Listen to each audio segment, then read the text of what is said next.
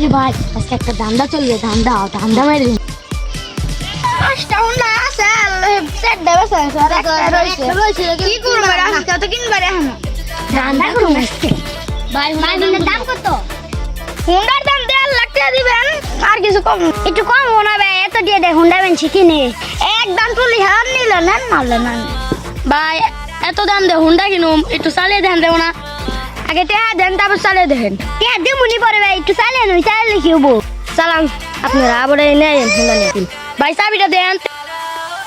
ভাই এবার একটা কামের কাম করলেন ভাই করে আয় আয়